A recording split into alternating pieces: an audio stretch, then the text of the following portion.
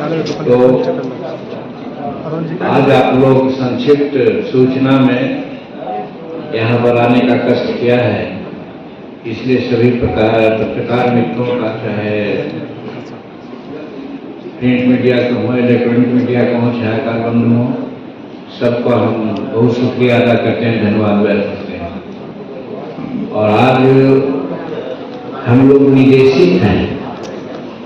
प्रधानमंत्री जी ने सभी सांसद को ये आदेश देने का काम किए हैं कि हम लोग अपने क्षेत्र में आप लोगों के माध्यम से जो बजट हुआ है 2026-27 का, उसके विशेषताओं को आपके माध्यम से जनमानस में हम लोग पहुंचाएं और उसी आदेश के आलोक में आज आप लोगों का आने का हम लोग निमंत्रण दिया, आए, इसके लिए पुनः पुनः धन्यवाद।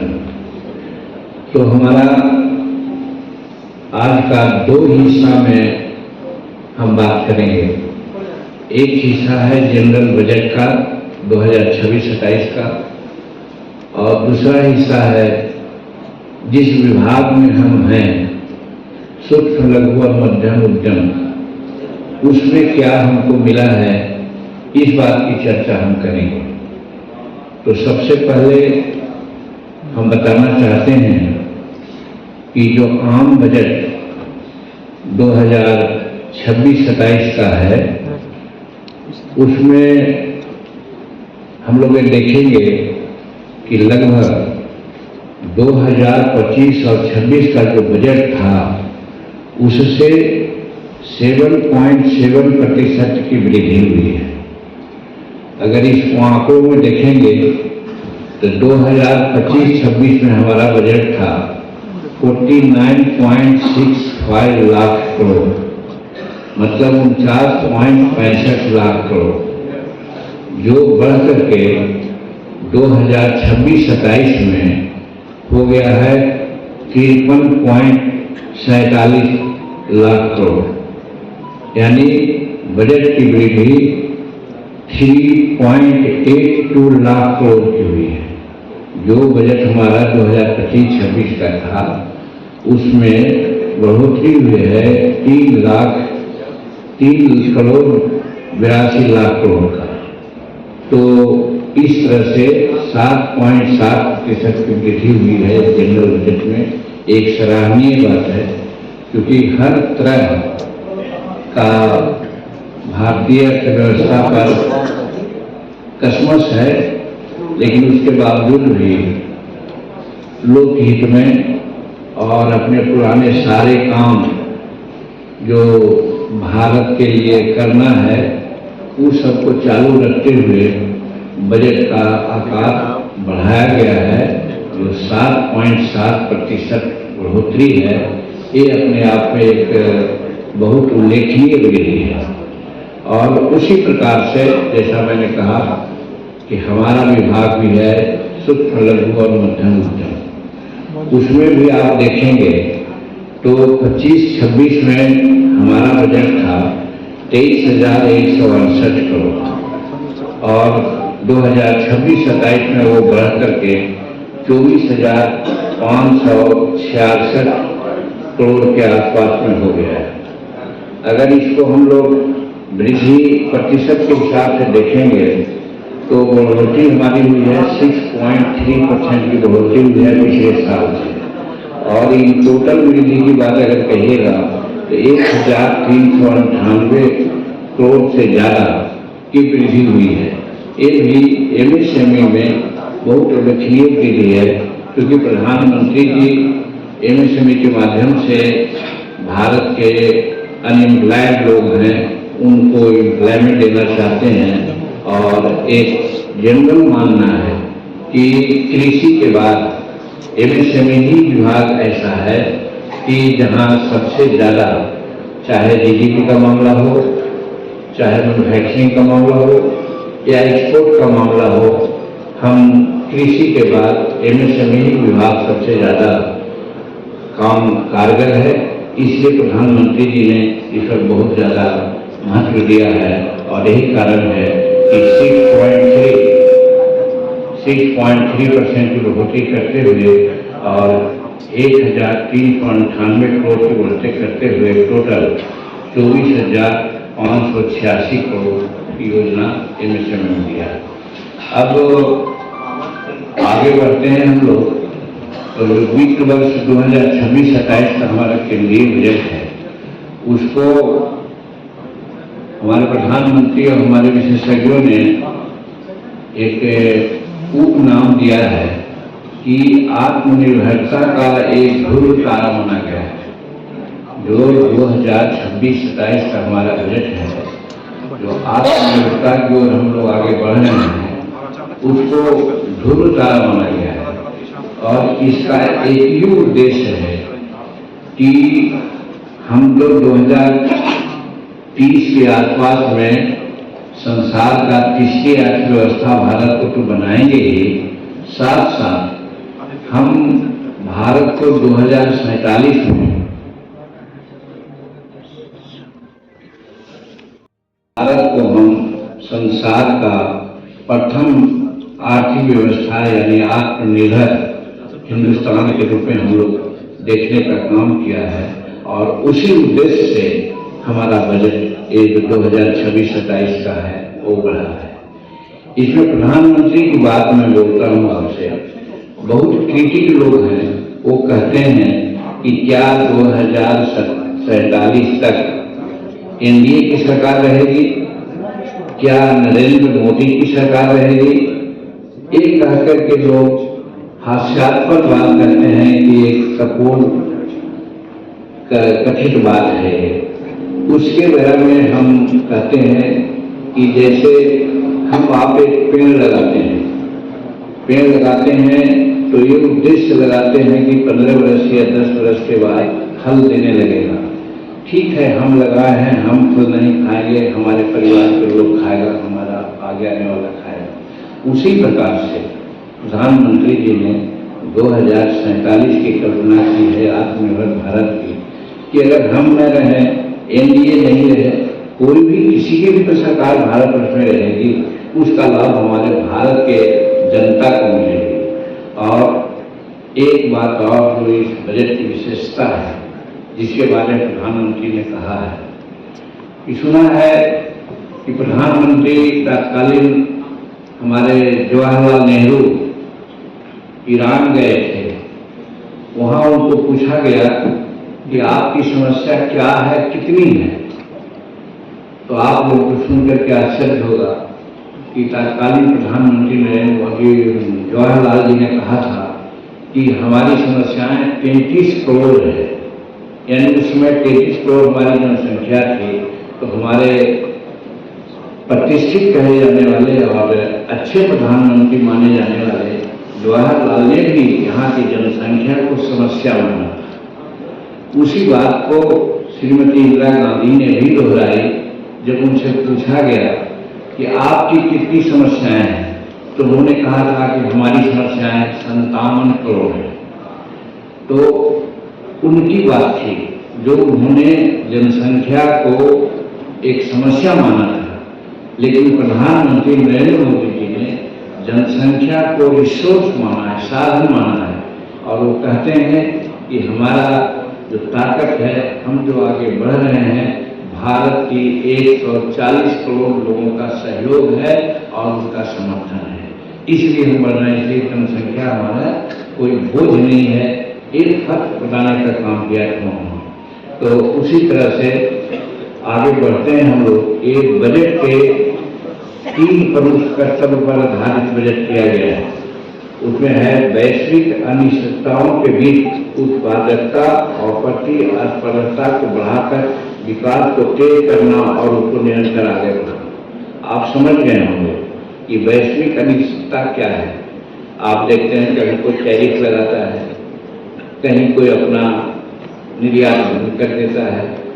तो वैसी परिस्थिति में हम अपना स्वदेशी सामानों का निर्यात करके दूसरे लोगों से बात करके आगे आत्मनिर्भर करते हैं। इसमें भी एक बात होने के लिए कि उस समय डील होता था तो गोफर से डील होता था, और आज ट्रेड डील होता है, चाहे अमेरिका से हो, चाहे 10, 11, 12 राष्ट्रों से हुआ है। तो हम ट्रेड डील करके भारत को आगे बढ़ा रहे हैं, और उन लोग गोफर डील करके भारत को कहाँ ले जा रहे हैं, सोचने की बात है। ये सब प्रधानमंत्री जी की बात की है जो इस बजट में हमने कहा है। उसी प्रकार से जैसा हमने कहा कि 2025 के बाद 350 से अधिक सुधार लागू किए गए हैं, जिसमें डीरेगुलेशन, अनुपालन भार में कमी और विश्वास आधारित शासन उपलब्ध कराया गया है।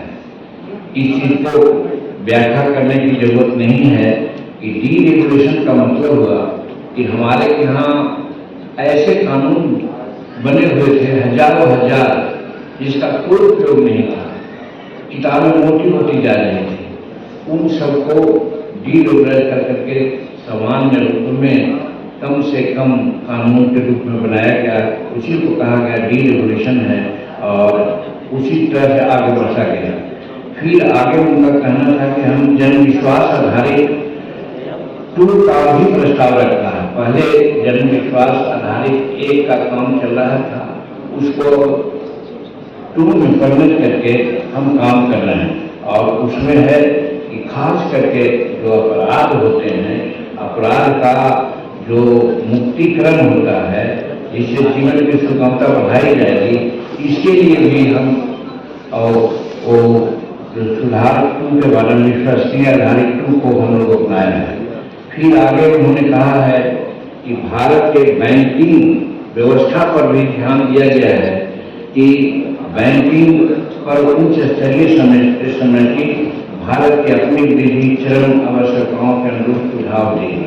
माने बैंक के दरवाजे पर हम लोग जाते थे, बैंक अपना लाभ और हानि के रूप में देखता था, इससे हमारे जो लोग थे उनको दिक्कत होती थी, और इसके माध्यम से कहा गया है कि बैंक हमको आगे बढ़ने में सहायक होगी, हमको सुलभता से ऋण प्रदान करेगी।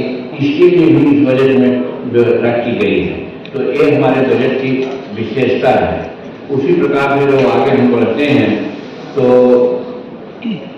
एक जन विश्वास अधिनियम 2 जिसकी चर्चा पहले कर रहे थे, उसका भी सृजन किया है, जिससे छोटे छोटे अपराधों को अपराध की श्रेणी से बाहर करके उसको हम मोटा मोटी जो बड़ा बड़ा अपराध है, चाहे फाइनेंस का हो चाहे क्राइम का हो, उसको हम आगे बढ़ करके उसको हम सेटल करेंगे। और ये ऐतिहासिक लाभप्रदता का और प्रतिष्ठित संपत्तियों का बेहतर गुणवत्ता के लिए चिन्हित किया गया है। ये भी इसकी विशेषता है। फिर हम बताना चाहते हैं कि हमारा बजट में निरंतर आर्थिक विरोधी और राष्ट्रीय समेकन की बात की गई है, जिसके तहत भारत जो है फ्रेजाइल 5 में गिना जाता था, वही मोदी जी के सरकार में लगभग 7% की उच्च वृद्धि दर के साथ गरीबी उन्मूलन ने कमी की है। 7% वृद्धि का दर, ये भी इम्पोर्टेंट बात है कि इस बजट में हम लोगों ने 7% वृद्धि दर का रखा है अनुमान, और उसको हम लोग प्राप्त करेंगे। उसी प्रकार से राष्ट्रीय वोटर जो घाटा हमारा था, राष्ट्रीय वोटर कोषीय घाटा जो हमारा अभी है 2026-27 में लगभग 4.3% कर गया है, जो टारगेट हमारा था 4.5 का, यानी बहुत कम टारगेट से हम नीचे हैं। 4.5 टारगेट था, उसको 4.3 में हम लोग प्राप्त कर लिया है, जबकि 24-25 में एक घाटा हमारा 5% है। एक जो उल्लेखनीय पॉइंट है कि 2024-25 में और 26-26 में हमारा घाटा 5% था, उसको घटा करके टारगेट हम लोग रखा था कि 4.5 करेंगे, लेकिन पहुंच गए हम 4.3%। तो ये भी इस बजट की विशेषता है, इससे भी आगे बढ़ेंगे। और आप जानते ही हैं कि मध्यम वर्ग को सशक्त करने के लिए जो 12 लाख तक की आय पर छूट दी गई थी, शून्य रकम की बात आती है, उसको बरकरार रखा गया है। और एक बहुत हम लोगों के लिए ये आरामदायक बात है और लाभ की बात है। उसी प्रकार से आज हमारा जो देश है वो शिक्षा और चिकित्सा उद्देश्यों के लिए भूदारीकरण प्रेषण योजना LRC के अंतर्गत शुल्क पर कर संग्रह TCS को 5% से घटाकर 2% कर दिया गया। मतलब कि जो चिकित्सा के क्षेत्र में और शिक्षा के क्षेत्र में जो हम लोग काम करते थे उसमें पहले 5% का कर लगा था, उसको घटा करके अब 2% कर दिया गया। कहने का मतलब कि अब शिक्षा और स्वास्थ्य हमारा सस्ता होगा।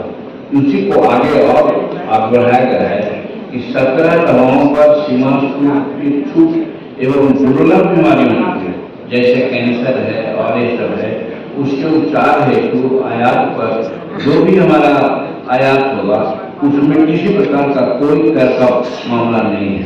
ये भी हम भारत के गरीबों के लिए बहुत राहत की बात है कि जो असाध्य बीमारियों के लिए जो पैसा लगता था, ज़्यादा मजबूरी दवाई बड़ी महंगी होती थी, उसको हम लोग सस्ता करने का प्रयास कर रहे हैं। और उसी प्रकार से एक बात और की गई है कि गरीब लोग यहाँ पर मुकदमा से बड़ा त्रस्त रहते थे, छोटे छोटे मुकदमा में, और मुकदमा का इतना यह है कि जजेस बढ़ते जा रहे हैं लेकिन मुकदमा का नंबर बढ़ते जा रहा है। इसके लिए उन्होंने इसमें काम किया गया है कि मुकदमों की संख्या कम करने के उपायों पर निर्धारण एवं दंड कार्रवाई का एकीकरण, अपील के लिए पूर्व जमा राशि को 20% से घटाकर 10% कर दिया गया। यानी पहले अपील किसी भी चीज के लिए कोई भी करते थे तो पैसा जो लगता था वो 20% के आसपास लगता था जो दंड था उसका, और आज उसको 10% कर दिया गया है, जिससे कि अपराध की श्रेणी को और जो छोटे मोटे जो मुकदमा था उसको हम अपराध के श्रेणी से बाहर कर दिया है। इसलिए हमको जो मुकदमा है उसमें बहुत उदारीकरण की नीति अपनाई है। और एक सच और है कि जो अधिकतम कारावास की अवधि पहले होती थी तो भारत की जनता है, कहीं ऐसा होता है कि अपनी बात को गवाह के रूप में हम नहीं करते हैं और सजा हो जाती है। इसी को देखते हुए एक कारावास की संख्या के अवधि को भी 2 वर्ष कम करने का भी इसमें प्रस्ताव है। मतलब गरीबों को इसके लिए बहुत फायदा की बात है। और आगे अगर बढ़ते हैं तो जैसा हमने कहा कि गुणवत्तापूर्ण शिक्षा और के माध्यम से युवाओं को सशक्तिकरण करने का भी प्रयास इस बजट में है। आपको मैं बता दूं कि संसार में भारत ही ऐसा देश है जहां युवाओं की संख्या ज़्यादा है, और ऐसे हम बिहार में हैं तो भारत में सबसे ज़्यादा युवाओं की संख्या बिहार में है। इसीलिए उनके लिए फुल टेक्नोलॉजी संस्थाओं का उन्नयन कर राष्ट्रीय अतिरिक्त संस्थान का निर्माण करके 15,000 स्कूलों को और 5,000 कॉलेजों को क्रिएटिव लैब की स्थापना कर डिजाइन की नया डिजाइन दे करके इसको बनाने का भी काम किया है। तो कहने का मतलब 15,000 स्कूल और 500 कॉलेज नए खुलेंगे, जिसमें हमारे जो साधारण बच्चे हैं, ग्रामीण बच्चे हैं, जो कॉलेज दूर में जाते थे, स्कूल दूर में जाते थे, उनको भी पढ़ने में बहुत सुविधा होगी। तो इस तरह से हमारा जो बजट है बहुत उल्लेखनीय बजट है, उन्नति के लिए है, विशेषज्ञ है। और सबसे बड़ी बात ये है कि हम 2047 को टारगेट करके आगे चले हैं। अब इसी का एक क्षेत्र, जैसा पहले मैंने कहा कि हमारा MSME है, तो MSME फंड आपको बतलाया कि 23,000 समथिंग था, उसको बढ़ा करके 24,000 मतलब कि 1,300 से ज़्यादा करोड़ रुपया का राशि दे दिया है। लेकिन उसके अलावे भी जो हमारा ग्रोथ फंड है MSME का, उसमें 10,000 करोड़ रुपया का राशि दे दी है, जिससे हमारा MSME का फंड और आगे बढ़ेगा। और फिर आत्मनिर्भर भारत का जो फंड होता है, जिसको SRI फंड कहते हैं, उसमें भी 2000 करोड़ के अतिरिक्त पूंजी दी गई है, जिससे हमारा एमएसएमई आगे बढ़ेगा। और एमएसएमई बढ़ने का आगे एक मकसद मैं बता देना चाहता हूं कि आपको बता दूं सूचना के लिए कि हमारे नरेंद्र मोदी जी जब कहा करते थे कि हर साल हम 2 करोड़ लोगों का नियोजन देंगे, तो विपक्षी लोग बड़ा अट्ठास करते थे, हंसी उड़ाते थे। मैं आपको सूचना देना चाहता हूं कि चाहे हमारा प्रधानमंत्री विश्वकर्मा योजना हो, चाहे पीएमजीपी हो, चाहे और हमारा जो ऑर्गन है, इस सब से अभी तक हम लोगों ने भारत में 2016 से आज तक लगभग 33 करोड़ लोगों को नियोजन दिया है। और इस नियोजन के लिए करीब करीब 7.5 करोड़ इकाई काम कर रही है। पहले 5 करोड़ थी, 4 करोड़ थी, वो बढ़ करके 7.5 करोड़ हो गई। और पहले जो 21 करोड़ लोगों को हम लोगों को नियोजन दिया था, ये 22 केस से लेकर के आज तक उसमें अप्रत्याशित वृद्धि हुई है और हम लोग लगभग 33 करोड़ लोगों का नियोजन दिया है। तो इसी पैमाने पर हम लोगों का ये बढ़ा है। और जैसा कहा कि 10,000 करोड़ का बायोफार्मा की रणनीति भी बनी है और इसको एकीकरण कार्यक्रम के लिए 10,000 करोड़ का कनेक्टर निर्माण भी किया गया है। और उपकरण निर्माण समर्थन के लिए 200 विरासत औद्योगिक क्लस्टर का पुनरुद्धार करना है। तो औद्योगिक क्लस्टर का मतलब होता है, जैसे बिहार में पत्तल बनाने का है, मोमबत्ती अगरबत्ती बनाने का है, मैट बनाने का है और छोटे छोटे बांस से जो बनता है उसका एक क्लस्टर होता है जिसमें काफी लोग इंगेज होते हैं। वैसे लोगों का 200 लोगों को विरासत औद्योगिक क्लस्टरों का पुनरुद्धार किया जाएगा समस्त भारत में। तो इससे बहुत लोगों को और नौकरी मिलेगी। ये है उसी तरह से कहा गया है कि 2026-27 में पूंजीगत व्यय बढ़ाकर 1.22 लाख करोड़ किया गया है, जो अवसंरचना जोखिम गारंटी का कोष का प्रस्ताव है। निर्यात में भी हम लोगों ने काफी जोर दिया है, खासकर एमएसएमई में जैसा आपको कहा है कि निर्यात हमारा लगभग 34.something है। तो इस तरह से भी आगे हम लोग बढ़ रहे हैं। और एक बात जो प्रधानमंत्री जी का है, एमएसएमई के माध्यम से ही पूर्वोदय की कल्पना उन्होंने की है।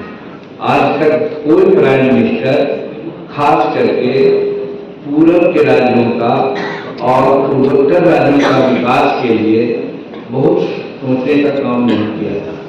यही कारण है कि नॉर्थ ईस्ट में हमारा जो आज रेलवे लाइन जा रहा है, सुपर फास्ट ट्रेन चल रही है और एक्सप्रेस हमारा रोड बन रहे हैं, एयरपोर्ट बन रहे हैं। तो उसी प्रकार से पूर्वोदय का उन्होंने कल्पना किया है और पूर्वोदय के माध्यम से एक एकीकृत पूर्वीय तटीय कॉरिडोर को पर्यटन विकास के लिए 4000 इकाई बसों की व्यवस्था की गई है और औद्योगिक एवं लॉजिस्टिक संपर्क सुदृढ़ तथा बिहार और उड़ीसा को संस्थागत विस्तार किया गया है।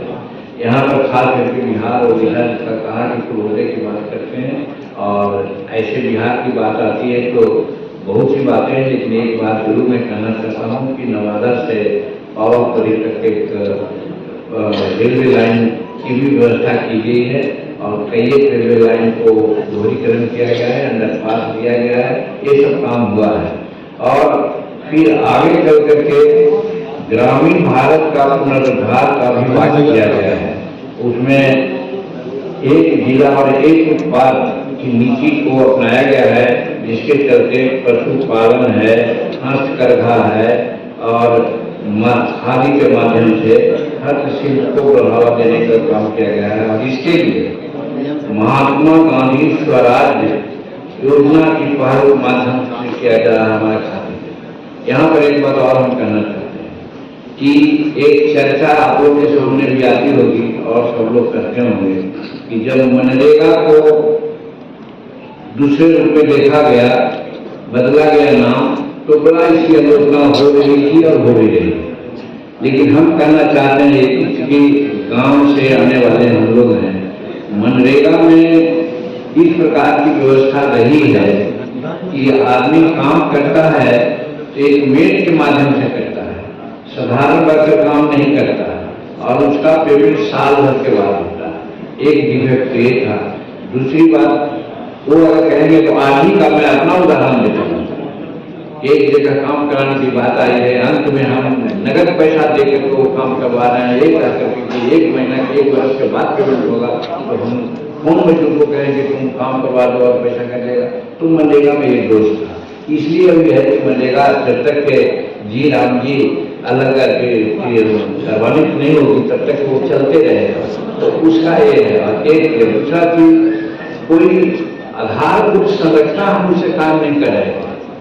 स्कूल बनाना है, पुल बनाना है या तालाब का जीर्णोद्धार करना है, ये सारा काम जो था वो नहीं हो रहा था। इसलिए उसको बता हटा करके एक जी राम जी किया है। जी राम जी का मतलब है गारंटी फॉर रोजगार एंड आजीविका मिशन ग्रामीण, इसी को कहा जाता है जी राम जी। और उसके माध्यम से उसमें काफी पैसा भी दिया गया है और मेन उसका ये है कि हम एसेट तैयार करेंगे। पैसा मेरा खर्च हो रहा था मनरेगा में, लेकिन एसेट नहीं खराब मनी बच रहा था। तो हमारी जंगल की बात, पेड़ों लगाने की बात आती थी, वो भी देख रहे थे हमारे रुपये कटाए हो रहे थे, उसका देख करने वाला नहीं था। ये सब चीजें सोचे मनरेगा को हटा करके जी राम जी की बात की गई और उसमें मेन चीज है कि एसेट हम उसको बनाएंगे। इसीलिए ग्राम उद्धार की बात आई है और महात्मा गांधी स्वराज योजना के माध्यम से उसको किया गया है। और एक जिला में एक ही उत्पाद का समर्थन विशेष रूप में हो, इसकी व्यवस्था की गई। और फिर शहरों के विकास के लिए भी उसमें बात की गई हमारे यहाँ की 5 वर्ष में प्रति क्षेत्र 5,000 करोड़ की चुनौती आधारित योजना बनाई गई है, जिसमें मुंबई, पुणे, दिल्ली, वाराणसी आदि सहित 7 हाई स्पीड रोड रेल योजनाओं का भी आगे हम लोग उसमें प्रस्ताव रखा है, जो बढ़ करके देश को फायदा करेगा।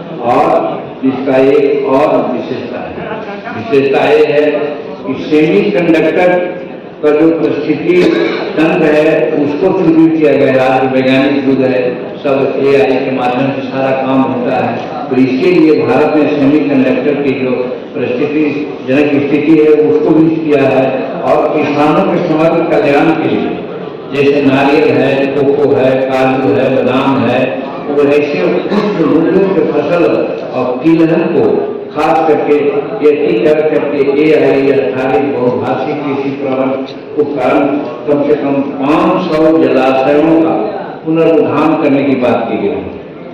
आप देखते हैं कि किसान बहुत ज्यादा खेतों से सींचने के लिए बोरिंग लेकर के पानी खींचता है तो वाटर टैंक नीचे चला जाता है।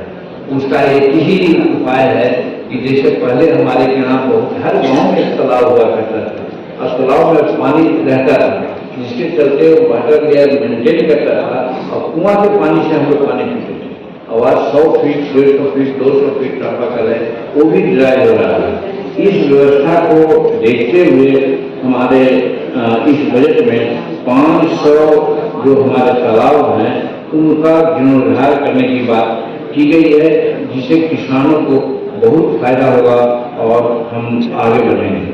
फिर भारत के विकास में महिलाओं के अग्रणी भूमिका को स्वीकारा गया। सब कोई यही समझते थे कि महिला घर की चीज है, घर में अपना काम करती है, भोजन बनाती है और उनका कोई महत्व नहीं था। लेकिन इस बजट में अब माना गया है कि भारत के विकास में हमारी जो महिलाएं हैं उनकी अहम भूमिका है और स्टीम शिक्षा में बालिकाओं का समर्थन और लाखपति दीदी की योजना का विस्तार और उद्यम स्वामित्व का बढ़ावा दिया गया और प्रत्येक जिले में वित्तीय सहायता का एक बालिका छात्रावास भी बनेगा। ये भी बहुत इम्पोर्टेंट चीज है। प्रत्येक जिला में एक बालिका छात्रावास बनना है, जहाँ पर कि हमारे मध्यम वर्ग के, गरीब वर्ग की बालिकाएं आकर के शिक्षित होंगी और शिक्षित होकर के महिला सशक्तिकरण की दिशा में वो आगे बढ़े हैं। और उसी तरह से दिव्यांग जनों का भी कौशल विकास के लिए हमारे बजट में आजीविका समर्थन के लिए उत्पाद उपकरणों के लिए AI हेतु अलीमोकों का विस्तार किया गया है और राष्ट्रीय हस्तकला और हस्तशिल्प कार्यक्रम को बढ़ावा दिया गया है। और फिर जलवायु पर कार्रवाई और ऊर्जा आत्मनिर्भरता की बात भी की गई है। 5 वर्षों में 20,000 करोड़ का CCUS पहल और लिथियम आयन फैक्ट्री बैटरी का अधिक से अधिक उपयोग हम लोग करेंगे, सौर ऊर्जा का अधिक से अधिक उपयोग करेंगे। इसके लिए हमारे यहाँ जिसमें कि जलवायु पर कोई विशेष व्यवस्था ना हो, उस पर हम आत्मनिर्भर नहीं हुआ करें, इसके लिए भी पहल की गई है। और फिर अंत में पर्यटन को भी हम लोगों ने नहीं छोड़ा है। पर्यटन भी देश और समाज के विकास में बहुत बड़ा काम करता है। इसलिए पर्यटन के विकास के लिए 15 पुरातात्विक स्थानों को पर्यटनों के रूप में विकसित करने का लक्ष्य रखा गया है। और उन सब धरोहर को राष्ट्रीय डिजिटल ज्ञान लीड के रूप में भी आगे हम लोग बढ़ाएंगे। और हिमालयी तथा तटीय इको टूरिज्म सर्किट को 10,000 पर्यटकों का मार्गदर्शन का कौशल विकास करके IBCA के अंतर्गत भारत पहले ग्लोबल बिग कैच समिट की मेजबानी करेगा। ये भी एक बड़ी बात है, एक बड़ी बात है। संसार में पहला IBCA के अंतर्गत भारत पहले ग्लोबल बिग कैच समिट, जिसमें सब लोग आकर के यहाँ पर्यावरण के बारे में बात करेंगे। और भारत का सौभाग्य नरेंद्र मोदी जी का प्रभाव है कि इस बैठक का सबसे पहला आयाम शुरू होने जा रहा है भारत से, तो ही ग्लोबल बिग कैच समिट की मेजबानी भी भारत करेगा। ये सब विशेषताएं हमारे बजट का 2026-27 का है और फिर MSME का है। इस बात को विश्वासपूर्ण रूप में आप लोगों के सामने हमने रखा है कि जो मोटा जो हम लोगों का पॉइंट है वो समाज में जाएगा। और आज हमारे सामने यहाँ पर गया के मंत्री माननीय संतोष कुमार सुमन जी, माननीय विधायक पूर्व रहे और हमारे प्रदेश के अध्यक्ष अनिल बाबू रहे हैं, दिलीप बाबू रालोपा के अध्यक्ष यहाँ पर उपस्थित हैं, हमारे बाराचट्टी के विधायिका ज्योति देवी भी उपस्थित हैं, हमारे औरंगाबाद का विधायक भाई ललन मांझी जी भी हैं, हमारे अस्थी का विधायक हमारे मोहित जी भी हैं। उसके अलावा हमारे हिंदुस्तानी अवाम मोर्चा सेक्युलर के अध्यक्ष नारायण मांझी जी हैं और हमारे अन्य हिंदुस्तानी अवाम मोर्चा के और एनडीए के साथी हम उपस्थित हैं।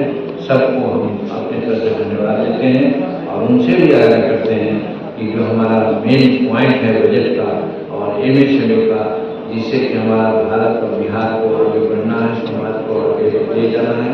और सबसे बड़ी बात वही है, 2 बातें इसमें आई हैं कि हम पूर्वोत्तर भारत का, पूर्वोदय भारत का विकास की जो रूपरेखा माननीय नरेंद्र मोदी जी ने रखा है और इस बजट के माध्यम से इसको आगे बढ़ाने की बात की है। इसके लिए हम बिहार के लोग जरूर उनको धन्यवाद देंगे, आभार व्यक्त करते हैं। और दूसरी बात कि 2047 का रूपरेखा के लिए आज से ही लोग कार्य कर रहे हैं और बहुत एक्टिवली काम कर रहे हैं, इसके लिए उनको धन्यवाद देते हैं। और तीसरी बात मैंने कहा कि पहले बोफर्स कांड होता था, बोफर्स डील होता था, आज बोफर्स डील नहीं हो रहा है, आज यहाँ ट्रेड डील हो रहा है।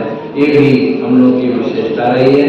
इसके आधार पर नरेंद्र मोदी जी संसार में अपना प्रभुत्व जमाए हैं, जिसका लाभ उनको मिलेगा। हम विकास में आगे बढ़ रहे हैं, सामाजिक सौहार्द बना करके महिलाओं का, दिव्यांगों का और सभी समाज के लोग आगे बढ़ सकते एक संतुलित बजट के रूप में ये है। और हम MSME के माध्यम से भी बता देना चाहते हैं कि हमारे बिहार में टेक्नोलॉजी सेंटर नहीं था, एक एक्सटेंशन सेंटर पटना में था। पहले बिहार और झारखंड था तो टेक्नोलॉजी सेंटर जमशेदपुर में था, जमशेदपुर का टेक्नोलॉजी एक्सटेंशन सेंटर पटना में था। जब यहाँ का सूक्ष्म लघु मध्यम उद्यम का हमको प्रभार मिला तो बिहटा के जो टेक्नोलॉजी सेंटर है उसको प्रमोट करके मैंने पटना का उसको बीटा में टेक्नोलॉजी सेंटर के रूप में हम लोगों ने पदस्थापित किया। सभी मशीन आ गए हैं, कार्य शुरू हो गया है। और दूसरा टेक्नोलॉजी सेंटर जो बिहार गया का खीरसराय में बनाया जा रहा है। आपको मैं बता दूं कि भारतवर्ष में एक ही ऐसा टेक्नोलॉजी सेंटर है कन्नौज में, उत्तर प्रदेश में, जहाँ सुगंध इत्र का मैन्युफैक्चरिंग होता है और संसार के लोग वहाँ से ले जाते हैं, आते हैं, उससे बहुत लाभ मिलता है भारत को। उसके बाद दूसरा इत्र और सुगंध का टेक्नोलॉजी सेंटर हमारा गया का खीरसराय में बन रहा है। उसकी बाउंड्री बन गई है, उसका रोड बन रहा है और मशीनें आ रही हैं। एक चीज, दूसरी चीज, जो एक एक्सटेंशन सेंटर मात्र जो पटना में था, आज हमारे यहाँ 7 टेक्नोलॉजी सेंटर हम यहाँ ले आए हैं। कैसे लगा है वहाँ होती है कि समूचे भारत में मात्र 16 या 17 टेक्नोलॉजी सेंटर हैं, उसमें 7 टेक्नोलॉजी सेंटर बिहार में ही जा रहा है, जिसमें राजगीर में है, पूर्णिया में है, भागलपुर में है, बक्सर में है, दरभंगा में है। इस तरह से मतलब सूक्ष्म और लघु उद्यम से चलते हुए हम लोग काफ़ी बिहार को आगे बढ़ाने का काम कर रहे हैं। और किसी जिस प्रकार से MSME में होता है कि छोटे छोटे एंटरप्रेन्योर को ट्रेनिंग देकर के आगे बढ़ाते हैं, तो उसमें शेड्यूल कास्ट का भी योगदान होना चाहिए। उसके लिए हमारे विभाग में शेड्यूल कास्ट हर से एक संस्था है जो समग्र बिहार में नहीं था। सिर्फ भारत में सब मिलाकर के 15 हमारे शेड्यूल कास्ट हब थे, 16वां आपका बिहार में और बोधगया यूनिवर्सिटी में ही उसको हम लोग स्थापित कराया है, वो काम हो रहा है। तीसरी चीज KVI से इसको करते हैं, ग्रामीण उद्योग और कमीशन और खाद्य उद्योग, उसके तहत भी गया में ही एक एक्सपीरियंस सेंटर जो कम से कम 60-70 करोड़ के लागत से बनने वाला है। जमीन खोज रहे हैं, अभी जमीन लगता है छोटी में फाइनल कर लेंगे, तो वो भी बन करके पूरा रूप है, तैयार है और यहाँ वो भी बनेगा। उसके अलावा बोधगया में एक वर्ल्ड क्लास शोरूम खास करके खादी का, उसका भी हम लोग करीब बना लिया है, उसको जल्दी से ही उसको उद्घाटन करेंगे और जिससे कि हम बाहर के जो आते हैं लोग, हमारे टूरिस्ट लोग, उनको लाभ मिलेगा। और खादी का जो है प्रचार प्रसार हो रहा है, कल ही पटना में हम लोग खादी का एक प्रदर्शनी का उद्घाटन किया। उद्योग मंत्री बिहार के थे, रविशंकर बाबू थे और हम भी थे। वहाँ कम से कम 200-250 स्टॉल लगे हुए हैं और बिक्री काफ़ी हो रही है। गत साल गया में हुआ था, जिसमें 2 करोड़ 44 लाख का बिक्री हुई थी, जो बहुत अच्छी बिक्री मानी जाती है। तो उस प्रकार से हम लोग आदेश देकर के MSME को बिहार में खास करके और पूर्वोत्तर में जो महामाननीय प्रधानमंत्री जी का सपना है, उसको पूरा करने के लिए हम लोग आगे बढ़ रहे हैं। मूलतः यही बात थी। इसके बाद आप लोग पुनः स्वागत करते हैं। धन्यवाद। Sir, US India trade deal हुआ है जिसमें टैरिफ घटाया गया है, उस पर क्या प्रतिक्रिया है? देखिए, इसमें कहा जाता है कि जिन मुद्दों को उन्होंने उठाने का काम किया था, वो मुद्दा नीट छात्रा के साथ जो बदसलूकी हुई है, उनकी जो हत्या हुई है, वो बहुत नृशंस हत्या है, उसका हम आलोचना करते हैं। और उस पर उन्होंने वोकल होकर के कुछ काम किया था, उसको डायरेक्ट न करके कोई पुराना मामला में उनको ले दिया गया है। कानूनी बात है, इसके लिए हम बहुत कुछ नहीं कर सकते हैं। लेकिन जो नीट छात्रा के साथ घटना हुई है, वो बहुत दुखद घटना है।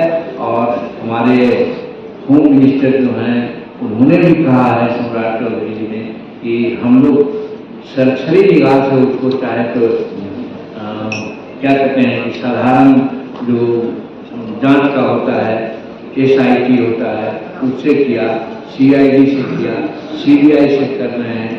अगर और भी जरूरत होगी तो उससे भी हम करेंगे। हम चाहेंगे कि अगर किसी के पास साथ है तो दे, और जिस दिन वो साथ देता है 24 घंटा में उसको अपना जगह पर हम लोग ले जाएंगे। इसलिए उनका जो अरेस्टिंग हुआ है, वो हम समझते हैं कि जो कानून अपना काम किया है, वो भी कानून की दृष्टि से बचते हुए अपना काम करें। दादा, बजट से संबंधित एक सवाल है। शिक्षा पे जो खर्च की बात है, उसमें जो हमारा जीडीपी है पे जो खर्च प्रतिशत की बात करता है, ऐसे में महादलित पिछड़े वर्गों के साथ अन्याय नहीं है? हम पूरा समझने का एक और आप है जो खर्च जीडीपी के खर्च के मुताबिक आंकड़े जो हमारे केंद्र सरकार के हैं शिक्षा पर, वो 3% से भी कम है। राष्ट्रीय शिक्षा नीति का कहना है कि 6% होना चाहिए। तो ऐसे में क्या हमारे जो पिछड़े और महादलित छात्र हैं उनके साथ अन्याय हुआ कि नहीं हुआ? देखिए, शिक्षा पर तो बात सही है कि विशेष जोर दिया जा रहा है और बजट में हमारा एक प्लान था, सभी पॉइंट वाइज था। आप देख रहे होंगे डिफेंस के बाद ग्रामीण विकास और शिक्षा पर भी विशेष जोर दिया गया है। रही बात 3% और 6% की बात, जो भी शेड्यूल कास्ट शेड्यूल ट्राइब्स के लिए और की पिछड़ा के लिए शिक्षा में सहयोग देने की बात होगी, उसमें भारत सरकार पीछे नहीं आने वाली है। हर सुविधा उसको देगी समय पर यदि उसकी जरूरत होगी तो। सर, बिहार के खिलाड़ी वैभव सूर्यवंशी वर्ल्ड में इतिहास रचा है। फाइनल उन्होंने 80 बॉल में 175 रन बनाए सर, तो उसमें बिहार सरकार कोई इनाम घोषणा नहीं की। बहुत बहुत बधाई देते हैं, बिहार के लिए गौरव की बात है बिहार की। तो मैं आप लोगों के माध्यम से भी कर सकते हैं कि उनको प्रोत्साहित करने के लिए हर तरह का इनाम मिलना चाहिए, क्योंकि वो बिहार का गौरव है।